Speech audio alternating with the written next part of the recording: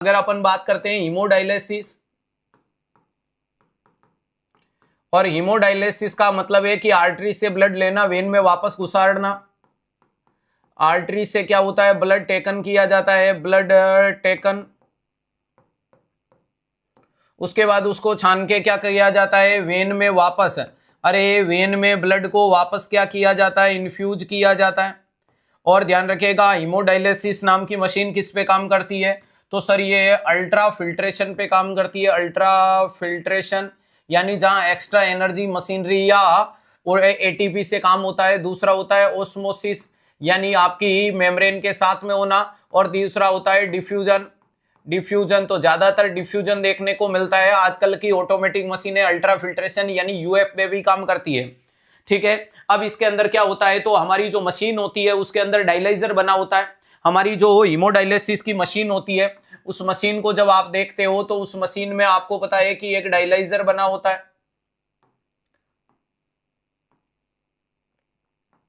अरे ये क्या बना हुआ है, डायलाइजर बना होता है। और अगर मैं कंडीशन के लिए बोलूं कि ये डायलाइजर ही क्या होता है, सर यही एक आर्टिफिशियल किडनी होती है। ये क्या होती है, आर्टिफिशियल किडनी होती है, ध्यान रखिएगा। और ये आर्टिफिशियल किडनी क्या करती है, सर ब्लड को फिल्टर करने की कोशिश करती है या मदद करती है, ध्यान रखिएगा। इट्स फिल्टर ब्लड, यही होती है जो आपके ब्लड को फिल्टर करती है।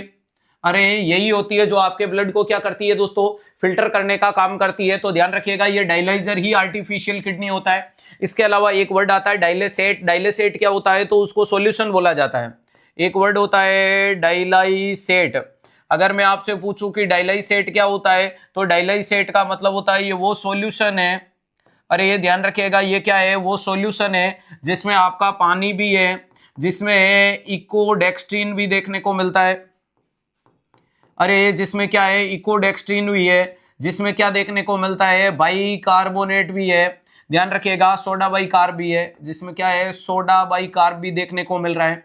जिसके अंदर प्यारे दोस्तों और क्या देखने को मिलता है, तो ध्यान रखिएगा एंटीबायोटिक वगैरह काम में ले सकते हो, फ्लूइड काम में ले सकते हो, इपोटीन काम में ले सकते हो। ये तमाम चीजें काम में लेकर के आप उसको तैयार करते हो। ये होता है डायलेसेट। सर डायलेसेट कितना होता है, तो 35 से 37 डिग्री टेम्परेचर पे होता है। सर कितना होता है, तो 1500 से 3000 के अराउंड देखने को मिलता है, बॉडी टेम्परेचर पे होता है। और डायलाइसेट को स्लो घुमाया जाता है, डायलाइजर को तेज घुमाया जाता है। अगर मैं इसकी स्पीड 500 से 700 या 250 से 500 मेंटेन करूं तो वो लगभग 700 से 1000 की स्पीड से घुमाया जाता है।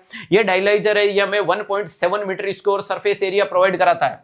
ये लगभग हमें 1.7 मीटर स्क्वायर एरिया या सरफेस एरिया प्रोवाइड कराने की कोशिश करता है खून को छानने के लिए। अब आपको इनटेक आउटपुट चेक करना है कि इसके बाद में हमारे यूरिन आउटपुट में कितना चेंजेज आया। जैसे ही आपने डायलिसिस किया, डायलिसिस करते ही किडनी का वर्कलोड कम पड़ेगा, और कम पड़ते ही आपके नेफ्रॉन काम करेंगे, और नेफ्रॉन काम करेंगे तो वो नेफ्रॉन खुद यूरिन का प्रोडक्शन करना शुरू करेंगे, और आपकी बॉडी से यूरिन बाहर की तरफ पास आउट होता हुआ देखने को मिलेगा। तो अगर ध्यान रखिएगा, इसकी फ्रीक्वेंसी अकॉर्डिंग टू सीवियरिटी हो सकता है, यानी आप डेली भी इनिशियल लेवल पे करना पड़ सकता है, अल्टरनेट डे हो सकता है, वीकली हो सकता है, 2 टाइम वीक में हो सकता है, उसके बाद में 15 डे से, मंथ से, 2 महीने से, 3 महीने से, 6 महीने से, डिपेंड अपॉन द सीवियरिटी होता है। हाँ, वेन ज्यादातर रेडियल आर्टरी और सिफेलिक वेन और ब्रेकियल आर्टरी और बेसिलिक वेन काम में लेते हैं, नॉन डोमिनेंट एंड पे काम में लेते हैं।